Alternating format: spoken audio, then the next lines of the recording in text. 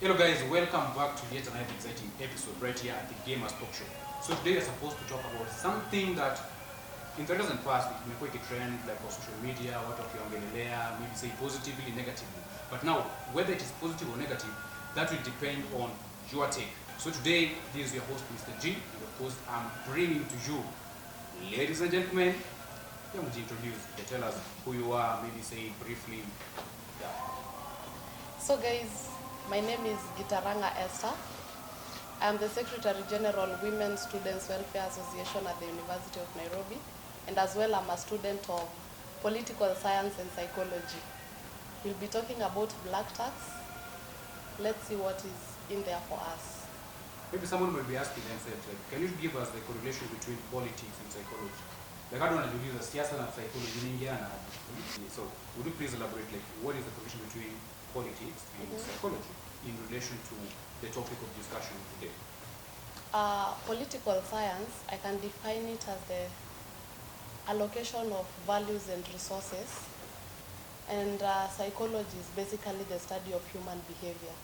So in allocation of resources, be it monetary or the skills, or even the other resources like minerals, you need to study human behavior. You need to know what methodologies to use when you are allocating these resources so that to reduce conflicts and also to ensure that these resources are equally allocated.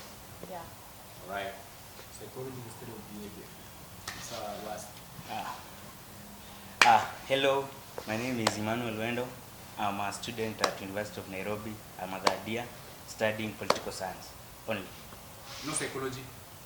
Sasa wewe kustudy human behavior utaki kabisa. Mimi tuacha tu tusome siasa pekee.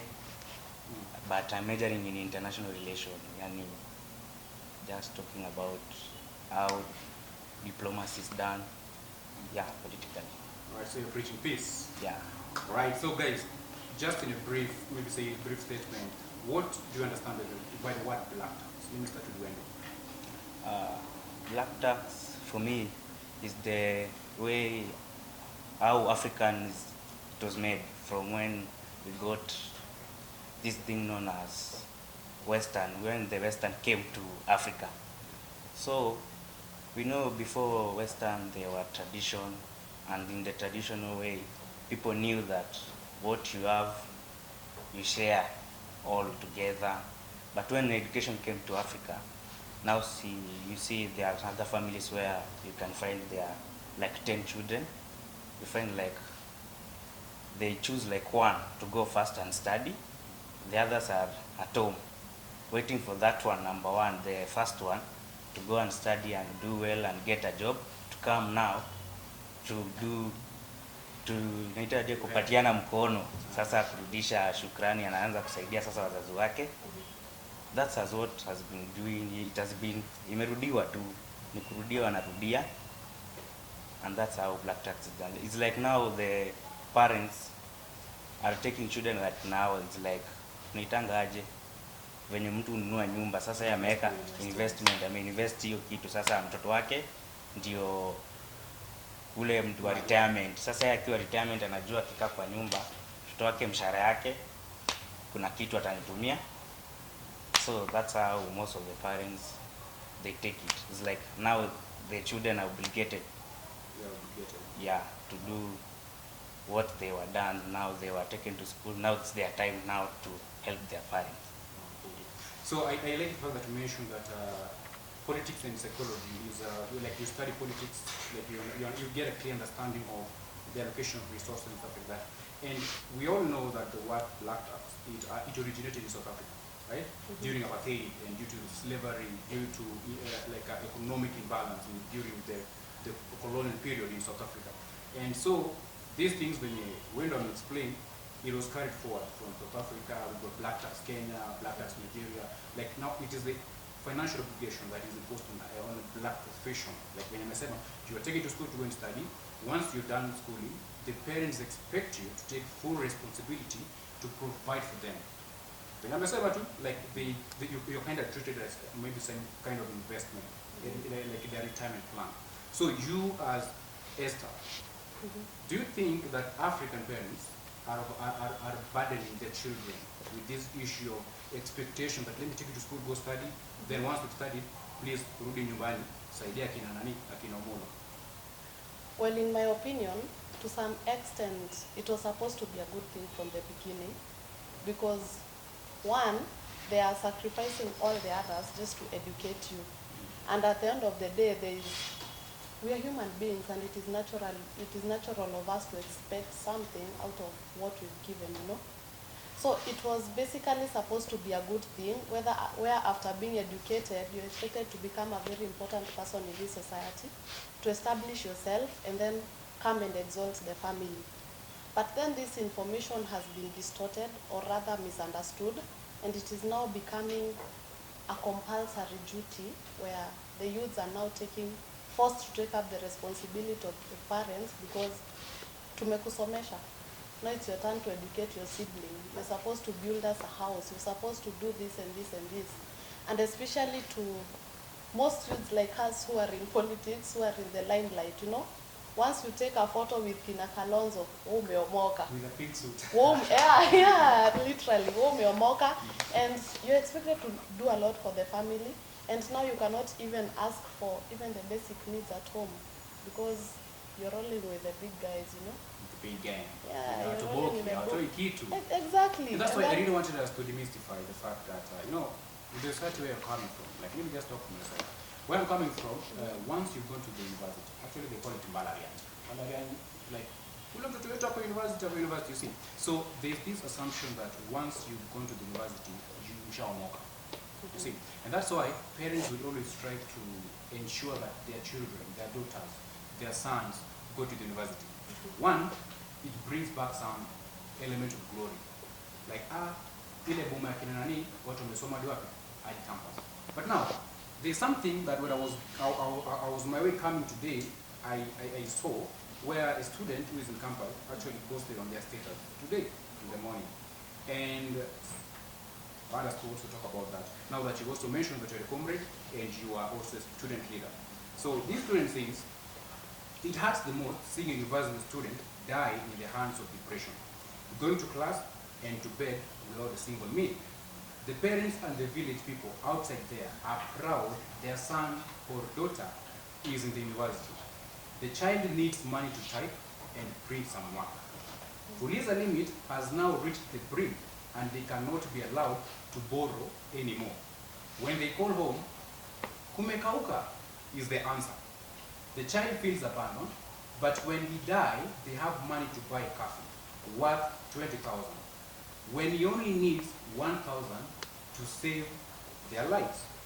Parents and guardians, admitting your child to the university is not all, but like any other child, they also still need support.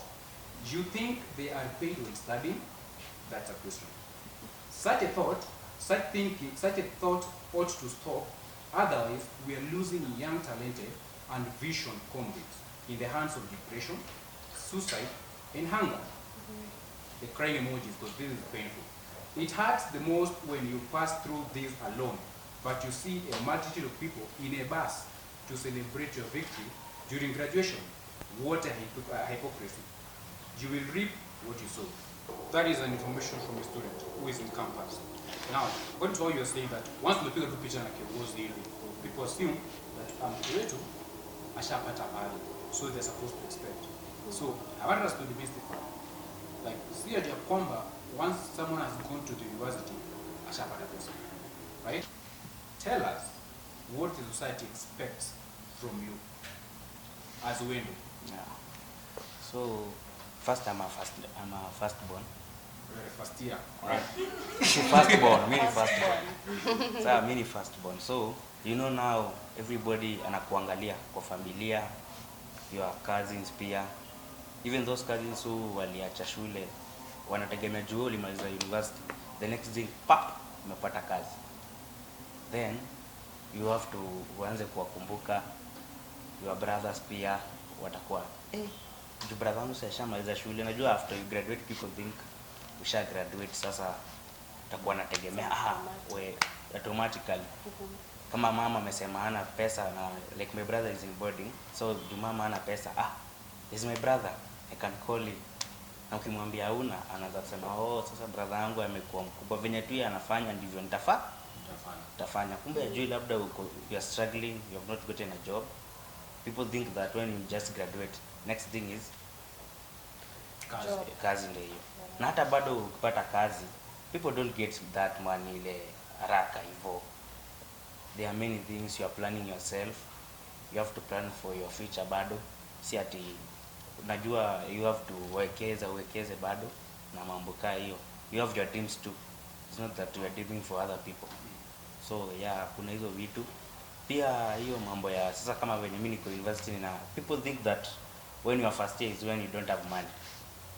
But when now you're in that year, because now ushazoea now, yeah, oh, now it's like ushapata kazi, pesa iko. Like now unajua the more you're in university, the more you get connections like friends. Kibati mbaya leo kutana na Babu Owino, mpigwa tu picha hivi selfie. Useme ulikuwa na kiongozi. People think like Babu Owino gave you lunch, akakutumia akakuita kukupatia hivi. Kumbe tu ulikutana naye tu kimakosa tu na ukamwambia ni hivyo, naye akachukua picha juu anatafuta hata kujua kura hii mwaka, anataka hata yaonekane alikuwa na kijana na msupport. Kumbe hata yeye kukupatia kitu pia yeye ako na plans zake. So that's the community, the things Kenyans things. Yani tu mtu tu akiwa amepigwa picha na mtu yoyote, mwanafunzi kiwe tu ama tu leo tusemekane leo nimechukuliwa kama like now my sister, she's a secretary general of Wasonga. People think like Wasonga ni kama sasa hao ndio wanashika pesa.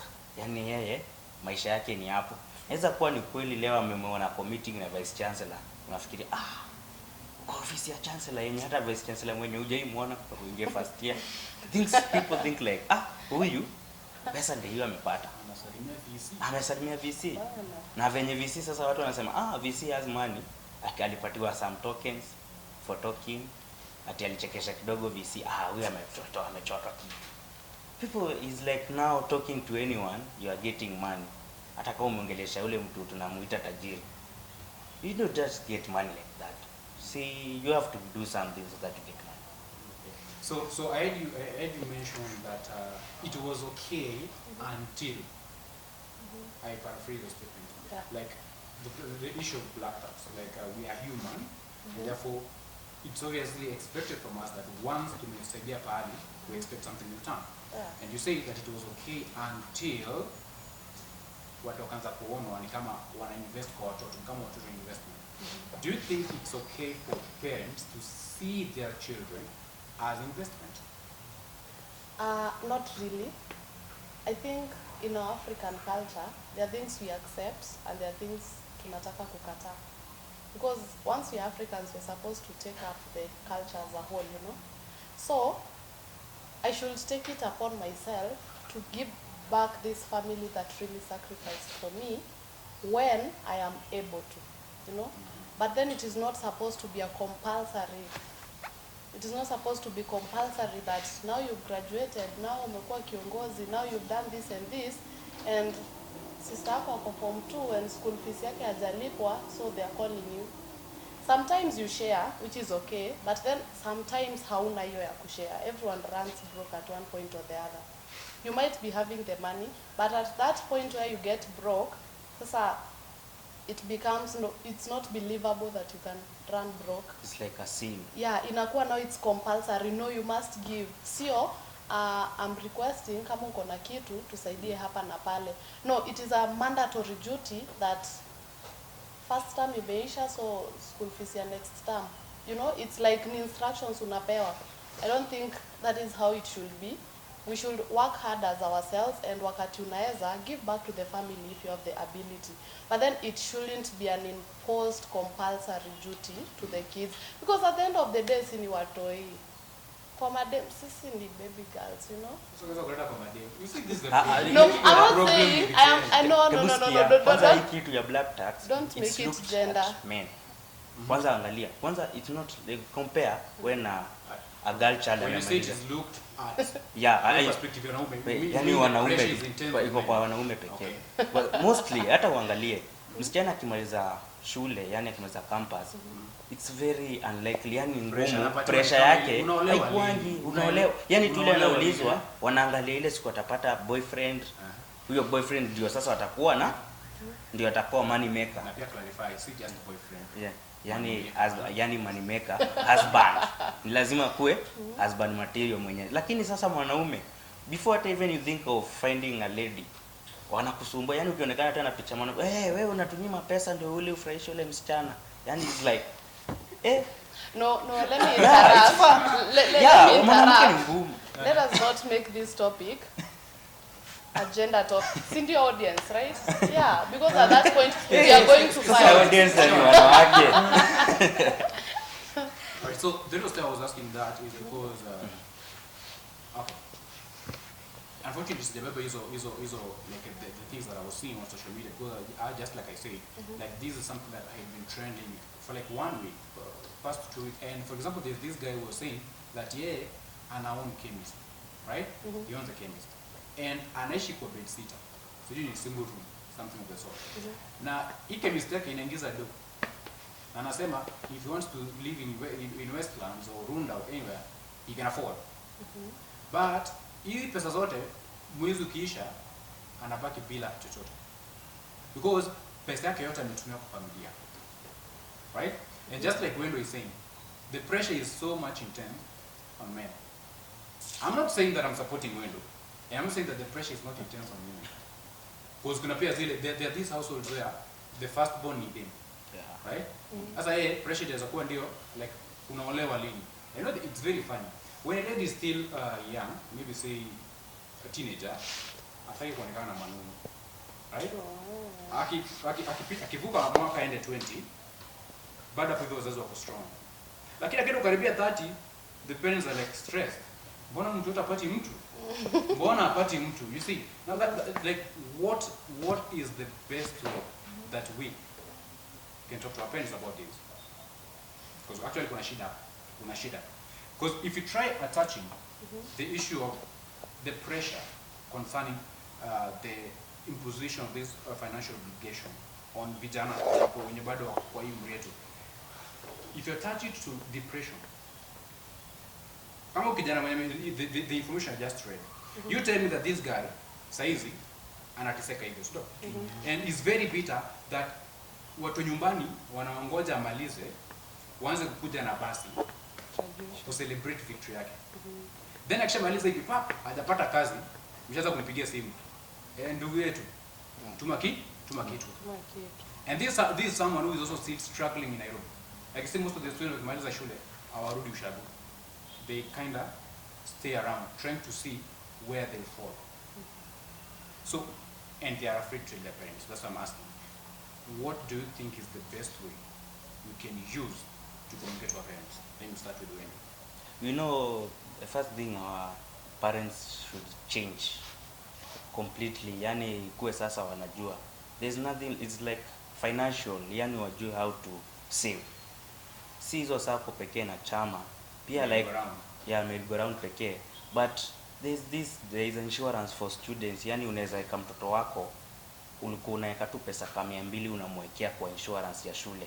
In short, when ana reach university, you are not struggling wewe kumlipia fees, ama akifika hata secondary, from you there is a free primary education in Kenya 100%. So it's not that unaambiwa utoe pesa yoyote, except ile unaambiwa tu utoe ya school uniform pesa kidogo sana.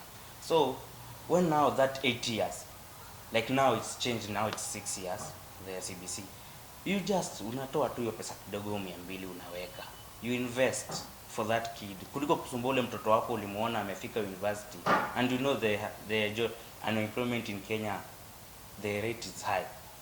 Even now during now COVID-19, even after COVID-19, it has become more higher. So it's just that now our parents have to invest. Huyo mama mboga invest. Sawa, uko na mtoto wako ulimfikisha university kwa bidii yako, ulimlipia na hii mama mboga. Lakini kijana wako pia ako class 8 ama ako class 6. Pia huyo kuna hizo just hizi insurance za kuweka mtoto shule. Mweke, ulipe ange tu polepole. So wakati wewe utalemewa utaenda kwa hiyo insurance, wako na lipio mtoto kutoka form 1 hadi university. Let me just go short. Yep. What you're telling us is what the parents should do. Yeah. But now, how best? Because most of us run into depression, into these problems, because we don't know how best we can approach our parents to tell them that, Mom, Dad, whatever you guys are doing to me, we miss pain.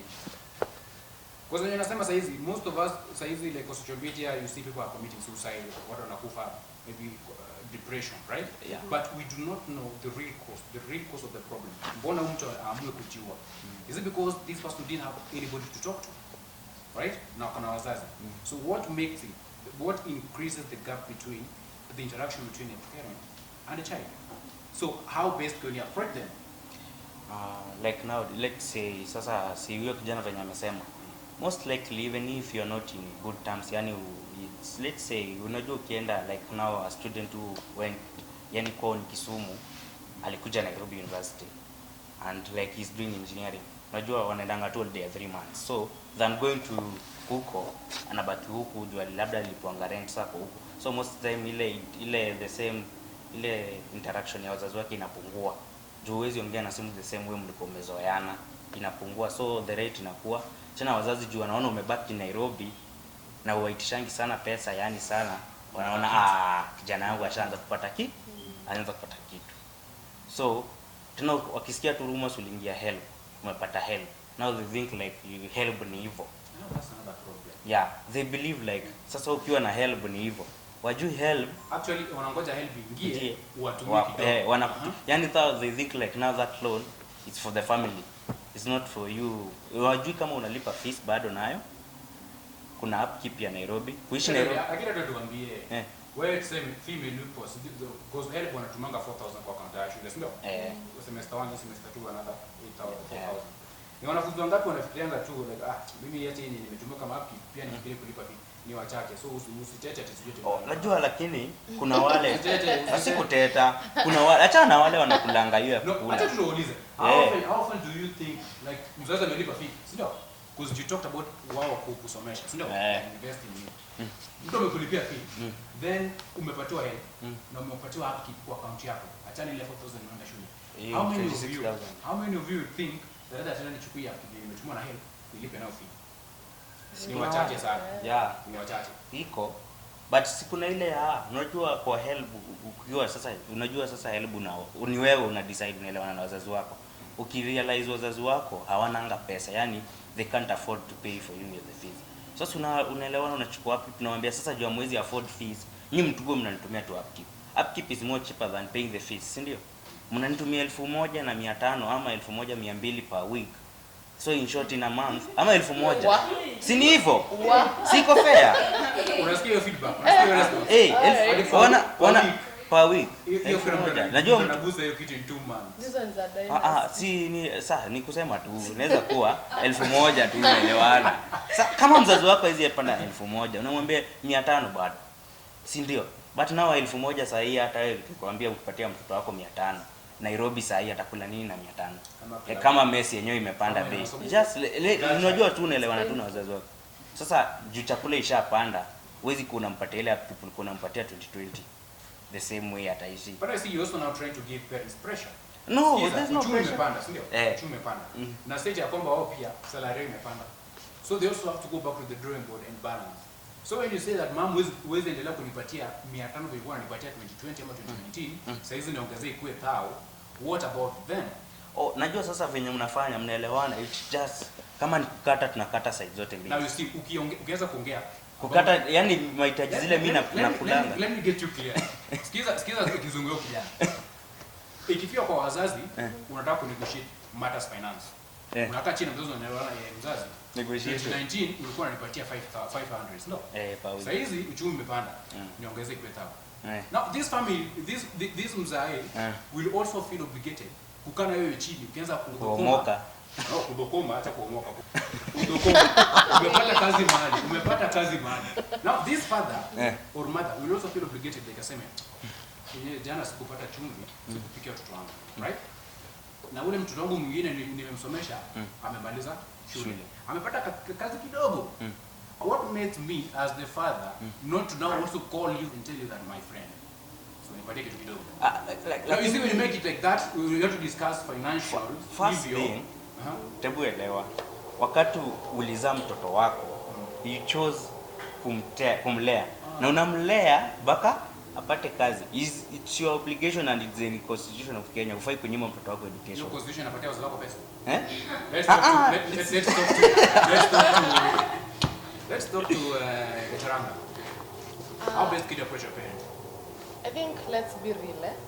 This is not a problem that begins with ukifika dhadia. It is a problem that has been there since childhood. Parenting was confused to be financial providence. So there is most families today, hakuna the relationship between the child and the parent. You don't freely talk because once the parent amekulipia school fees, once they have provided everything, then that's it. I'm a good parent. I am actually doing very good parenting, unlike so many other African parents, you know. So by the time you get to this stage, where I have to tell my mom, you know, I want to go for also a chair and I need finances, you won't have a discussion. As in, mzazi hata kuelewa ukimwambia ulikuwa na this politician, umekuwa kiongozi, umeenda into this and this field na huna pesa ya campaign, you know. But you're also finding it hard to explain to them that you can go to these rallies and campaigns and only come back with 500 bob or nothing. And hata your 500 bob unaweza kutumia on transport and lunch. And please clarify that. Hajakuja na pesa, amekuja na fare. Please.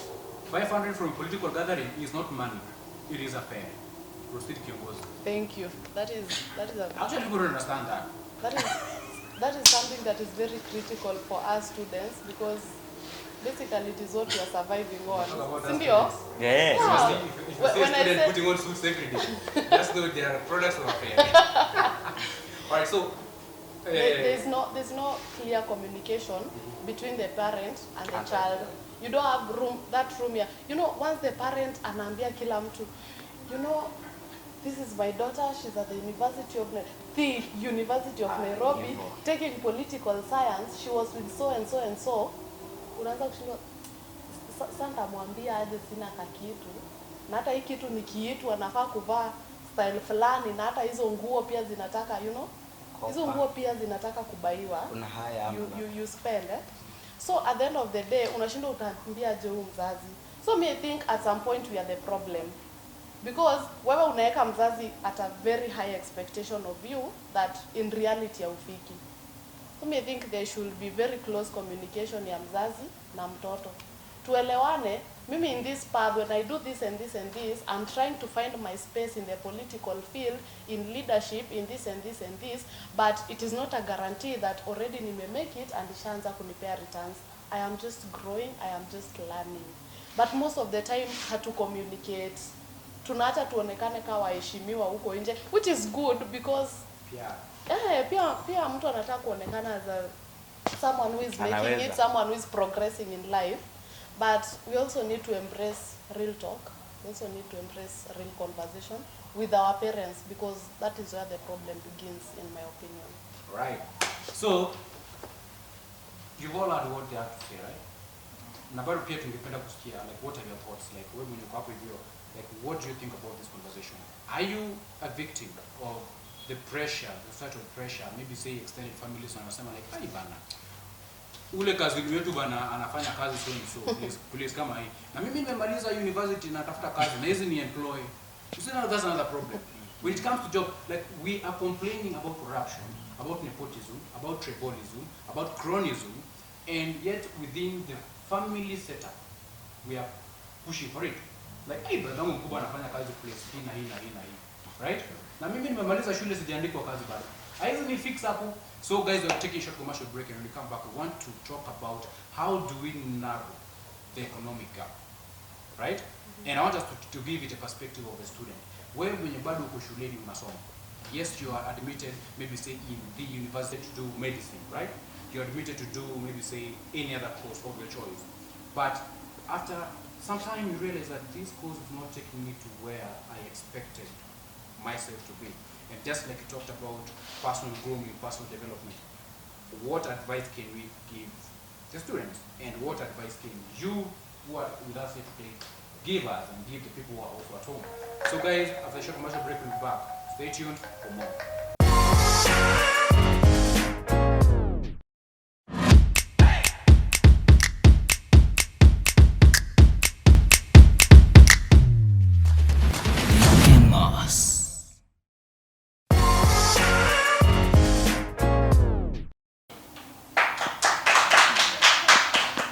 Welcome back from the short commercial break that we had. So before we went to the break, we were talking about black tax. And we want to talk about how to narrow the gap, the economic gap, right? Both in our minds, in our pockets, and even as we're trying to journey towards, kuomoka and stuff like that. So, kuna shida kubwa sana, where we have students who are book-minded. Like you see the way robots are, are wired. Like in Mezaliwa, I have to go through primary. I have to study hard or smart to go to high school. Then if I go to high school, I also have to study smart to go to what? To university. If I go to university, I still have to study smart, get my first class degree, then get a job. Once I get a well-paying job, I marry. Once I marry, I get children, and life continues. So, this kind of wiring that we have in our mindset, in the African traditional setup, once one part of the block is broken, we are left undecided. So it is through this that we end up graduating, yes, but these necessary steps, like maybe say learning social skills na vitu kadhalika, tunapata kwamba tumesahau. So I want us to discuss in respect to the student environment, what we can do in order to ensure that even after graduating, tunasema kwamba Kenya hakuna kazi, hakuna nini. So after graduating, how can we narrow the economic gap that exists in different households? Let me start with the window. So, the way you can narrow it, like now, you can't compare someone who was born in Buruburu. Alimaliza shule, amalize akiwa university, amalize, graduate, aende nyumbani. Still there is some money there, yani anaweza, the parents can accommodate him. Someone who is in Buruburu. Yani mtoto alizaliwa Buruburu. And tuna compare to that. I'm not saying that Buruburu, yani let's say section A, you are middle class, and now the lower income. Just because you can't say the upper class, because our upper class was Omondi, Kenya. You can't talk about those ones. We are talking about the middle class and the lower income society. You cannot talk about narrowing, bridging an economic gap while starting to say that you cannot compare watu wanaishi Buruburu amesoma wamefanya hivi na mnasoma sijua. Tunaongelea tu it's the same. Na unajua tunasema sasa mwanafunzi akiwa anajua yeye alizaliwa pale. Yani when you came you saw your parents have struggled up to where you went to university. You had to take help, not only help, you had to borrow bursaries from your counties. Yani university bado kuna zile basari za university. Yani you are struggling. Your parents, yani wewe kabisa unajua mzazi wako hata hiyo 100 ni ngumu kukutumia. Juu kuna brother zako pia wanataka kunywa chai. Tunaona sasa. But now those students there, the problem is when now they have gotten those money and they in university, they don't think about savings. Una save, you try like you start your work there. Hata kani kadogo sawa, you just try because now you can't be, unajua ukimaliza university now wazazi wako watakuja kukusaidia. You know you are umetoka kwa familia haina hawananga kitu. And now it's not that now you have to keep it in your mindset that now because mimi niko na shida unaweza jiweka kama uko na shida. You have to make it yourself like I can do it there. I can make my people there waone mimi nilifanya but sikutegemea serikali ama nitegemea mtu. Nilijitia bidii aje. Hiyo pesa nilipatiwa sawa. You have been given 1,000 shillings. Sawa, umeambiwa ni upkeep 1,000 shillings. Now unaangalia, can you live like the same person mwenye mzazi wake anampatianga 2,000 ama 3,000? Anaendanga klabu kukula chakula 500 ama chakula 200. Anakula kuku kila siku.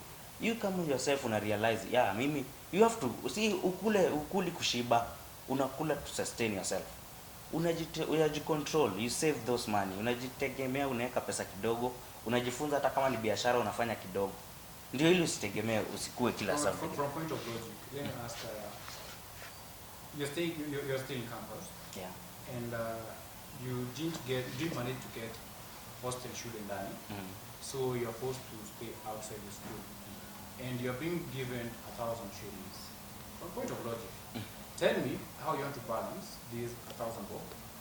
Uanze biashara, utumie kama fare kwenda shule, utumie kama chakula. Unajua huwezi balance hivyo kama unajua kitu moja, you have to check kama wewe ni umeona hauwezi afford kuishi nje completely. Si kuna ile that section where in you you can show completely wewe huwezi kaa nje completely. Na kama unaweza unatafuta tu mwenzako wengine mnashikana wengi, inakuwa kama ni room moja ile bed sitter mnakaa watu 5. Iko hivyo tu. Sawa, juu yenyewe kama wewe ni kweli.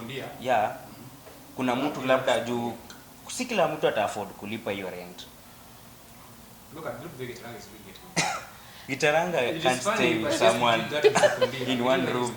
During my second year, we didn't like manage to get hostel. No, there's discrimination in this show. Why do you want to treat me as if I'm not part of this? No, I'm also a very needy comrade, by the way. Which you can needy ask one? around. Which needy one? What do you need? What do you mean of needy? Don't go there. Do you know the meaning of needy? You need money. Do you know the meaning of needy? Do you know the meaning of needy? Manifestation. Mona, what we're talking about here is what is ruining us. Huku nje mnatujudge tuko na pesa and we are actually very broke. I don't even know what I'll eat today. But anyway, back to the topic. We're talking about black tax. Ashajitetea by the way, mpesa namba yake kwa hapo chini. Yeah. Mnaweza muona kando. Guys, do something, So like serious? Yeah, like for real. Like for real, I need that cash. Okay, back to black tax. Number one, let us first acknowledge that with black tax, the lower economic classes hit hard. The proletariat suffer the most. So, we say that failure to plan is planning to fail. One, we know the economic times, and especially we students, we are elites, we are people who are learned. We understand the economic situation of our country, and we know that at this stage, we cannot solve this by crying on Twitter, by complaining to the government, because at the end of the day, utalia mpaka, you just perish crying every day. So, we need to have an action plan. In first year, kuna kuanga na crisis ya kubalance your finances. You feel like ni Friday and kampo, tunafaa kuenda bash, whatever. So you upkeep ulitumiwa ya mwezi, you shall spend in the first weekend, and within first year utakuwa umelearn how to manage your finances by the time your first year inaisha. Second year, third year, you start learning that your parent ana reduce vile alikuwa anakusupport first year, juu saizi umeanza kukua taken as someone who is growing, someone who needs less than the other kids that you've left at home. So we need to have an exit plan. That's why most of the time unapata watu wengi tunaingia kwa uongozi, we live a very good life at that point, and then ukitoka hapo you're frustrated. Because ile salary ya unsa hakuna tena. Because hii pesa ya vipindi and whatever hakuna tena. Yeah. Okay, afere. Hakuna hiyo pesa tena, So you go back to zero. You have these things that you need to buy yourself clothes, you need to feed yourself properly, and at the end of the day, hakuna place ya kutegemea. So I think we should focus on getting an action plan to save tu pole pole. Vile unasema ati 1,000 bob can be hard to manage. Getting it can be hard to manage depending on the situation. Yeah, but it's very possible to manage. You can say, wacha ni spend it thao yote saizi. But you also know ukitoka hapa unaenda wapi, So you sacrifice for now so that you can have somewhere to go after you're done. Out of 1,000 bob, you don't have to save 400, you don't have to save 500. You can save as little as 50 bob, as little as 20 bob. Nowadays, we have so many accounts that are favoring the youth, especially the savings accounts, the circles, and these groups. We have so many of them that are favoring the youth when it comes to interest, when it comes to investment. So let us grow with them. I think that is one of the solutions. To grow with them, let us embrace them. Na tuzitake pole pole. Isikuwe pressure ya, mimi nikitoka hapa mpaka nikuwe millionaire. It's a journey. That's why tunajipata most of us get into depression. And depression leads people to wababa, wamama waharia, and what. Actually, I was doing some research and I realized not about Mbaba, about mbona watu wana indulge in masponsor. Yeah. What was the fight? Okay, I don't want to talk ill about them, but I would say there's a percentage of these people who really don't want to indulge in that. But mahali maisha imewafikisha, ulishajigroom kama this leader who is out there, you know, kama mtu mkubwa. So the family, the village, the community is expecting so much from you. The students are also telling you, these peers who are around you, wanasema wewe umekuwa kiongozi, hata kama hujatusaidia sisi basi ungetusaidia wewe, you know. There's a lot of pressure that comes with it, and then unajipata at the end of the day, you have to prove these people wrong. You have to be like, you have to do for finances no matter what. yeah, but I don't encourage that. I don't support that. So mimi nasema, let us start planning ourselves as early as now to understand our economic situation. Tujue Kenya yetu inakaaje saa hizi. Tujue maisha yetu kama campus students inakaaje. You know, siku hizi tunaambiwa hata watu wa campus you're not employed because siku hizi tunaambiwa ati hatusomi, sijui we are useless. There's a lot of trash talking about campus students. No. Some of us are really struggling to work hard. Some. Most of us, I would say. But then it shouldn't be a general talk. Sure. Yeah, isikue watu wa campus sasa you're being discriminated. Let us understand how things are and then tujipange. But again, to the society out there, let us embrace our youth. Tuache kuwatake kama investment ya by force. You see me, I will say, hii kitu ya black tax between ku provide for our wazazi and giving back, we should treat it kama the way corporate companies do. I mean, yeah, they give back to the society, but not all their interest. They give to the level to which they can. Hii ingine, they invest. Because the moment you ask for everything from what I am earning, when will I grow? When will I invest? When hii business itapanuka lini ndio hata hiyo nyumba mnataka nijenge, you see? Yeah, so I think that's basically it. Right. So guys, you've heard all we had to say about everything from black tax, which is basically some kind of an economic kind of a show where we're trying to bridging the gap between economic imbalances that exist in most of African households. Na pia hapo hivyo tukaguzia kidogo life in campus. People complain a lot. I don't want to say that they complain a lot because what they're actually saying is true. Yeah. Like what you just read today, that is true. There's no lie there. True. There's no lie. Yeah. There's no lie. Nyinyi Ama ni wale mnaishingi kare 5,000 per week. per day. 5,000 per week. So that is all we have to say. But now we can also want to hear from you guys. Please comment and tell us what you think about this topic. Like, comment, and subscribe to the channel, and let us go together. But now, before we end the show, it would be very bad if I lose a show to just hear what you guys have to say about the topic. Maybe something that you guys haven't talked about, but you really want to talk about. Maybe you want to ask any of the panelists. If you have any questions that you want to ask, we can go ahead. Yes. Thank you so much. I just want to echo what Esther said. It's in as much as we some of us or most of us or a majority of us are from struggling. Okay, let's say struggling. Let me say they are not so well off. The parents can only manage to send you that 1,000 shillings. Managing 1,000 shillings is not simple, but it's possible.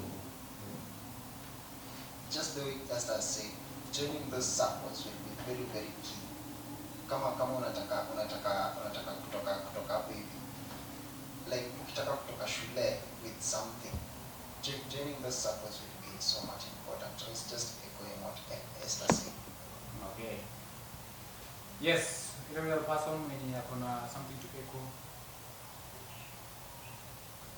Hi. Hi. Okay, mostly I think according to the topic you're talking about, the black tax, mostly I think the reason a student can't talk to their parents is because of the feeling of disappointment. I mean, if you're the firstborn in your family and they've educated you from childhood, and then they took you to secondary, and now you're in university, and then you consider your background, and you've seen how hard they work to get you there. You've just noticed how much they've struggled to get you where you are. So you can't actually go ahead and tell them that this is not here, or this didn't happen. You just struggle to meet their expectations, because it's what you're expected to do. So let me ask you a follow-up question. You're talking about you have to work hard to meet the expectations. Yeah. Life is full of disappointments. It's not like every single time we'll achieve what we want, right? No matter how hard you work. So what happens in the account that you really try very hard to meet the expectations, but you just have to try a lot harder. And if it doesn't work out, then you'll have to find a way to talk to them. But mostly you have to try a lot harder, because you have to see your parents.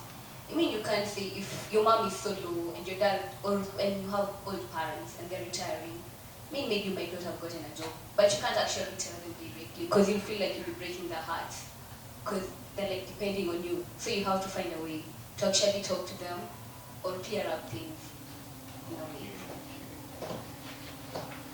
Unasema ati how do you manzaje, you have to have an exit plan mapema, si ndio? The best way naweza sema ni kufunza mtoto wako how to manage money kutoka a very young age. Ndio najua akikuwa mbigi hawezi sahau venye uwezi sahau kukula, ndio venye utasahau juu ulifunza ukiwa mtoto, si ndio? That's all. Right. So financial literacy. Yes, ongezea kitu. Saa, kuna hii kitu inakuanga kwa this. We will talk about the KCB bank. Hiyo wanaongeleanga kajumbo kale kanakanga kama kadoli, but watoto walikuwa naomba waeke huko shilingi 10. Watoto zile tupigi bank.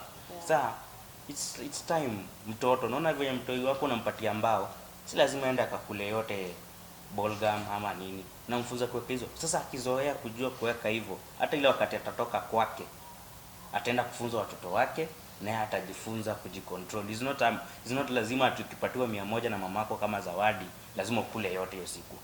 Unaweza kula shilingi 10 weke hiyo 90, ama ukule hiyo 90 weke hiyo shilingi 10. It's your choice.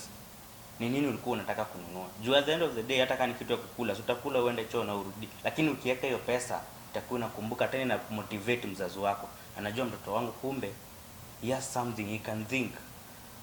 Na tena unajua bank ni free kama hizo za watoto. Anaweka sasa, ukimfunza hivyo itakuwa easier. It will help you mzazi kama wewe wakati atakuwa mkubwa, au utakuwa kila saa ukimtumia juu. Si alichanga akiweka pesa ameweka.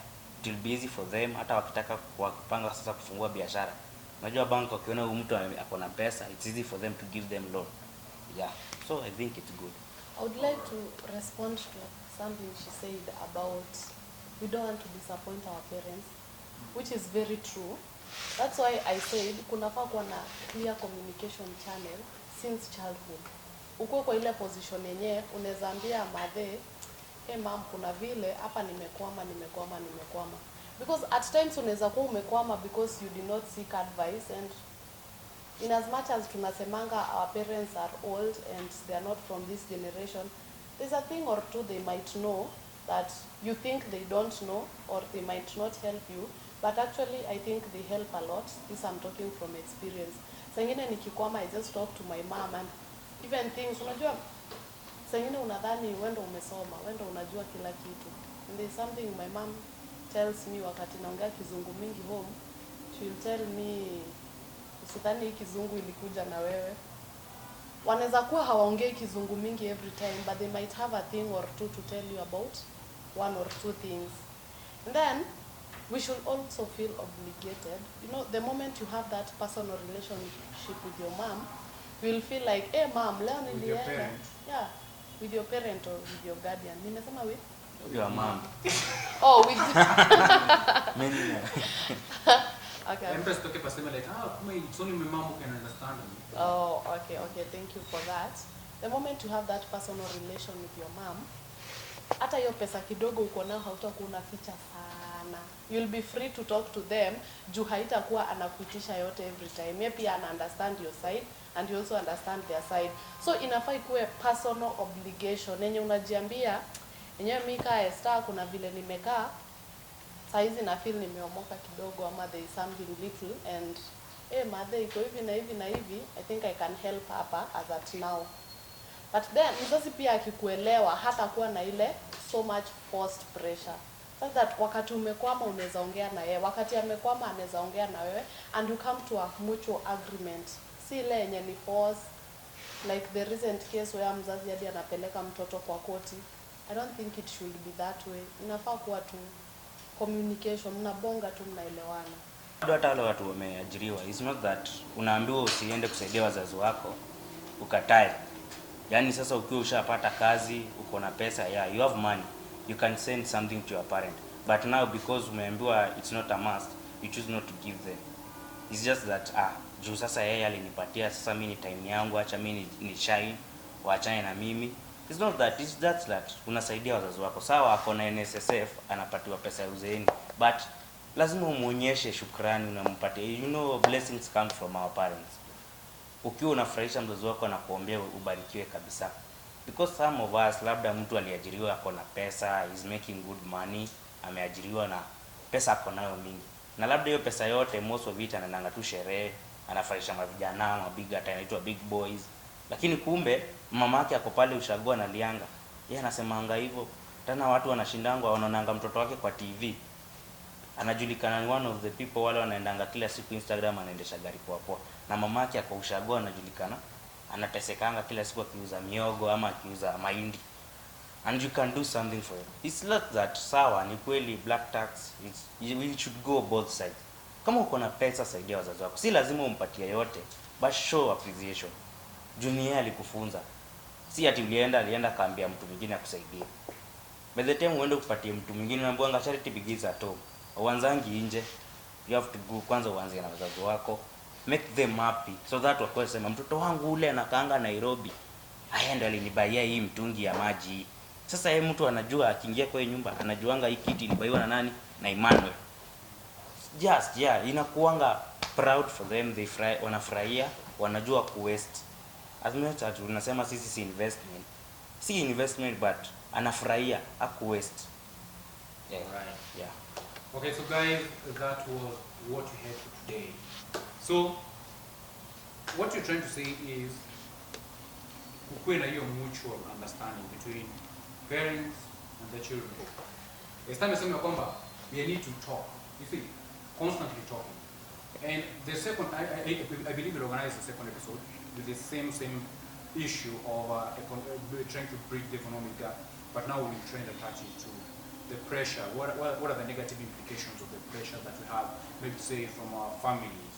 It might be things that we clearly see that I'm being pressurized by my family, or you just assume that because of the fear of, the fear of disappointing your parents, now you have to push yourself extremely harder in order to meet the expectations.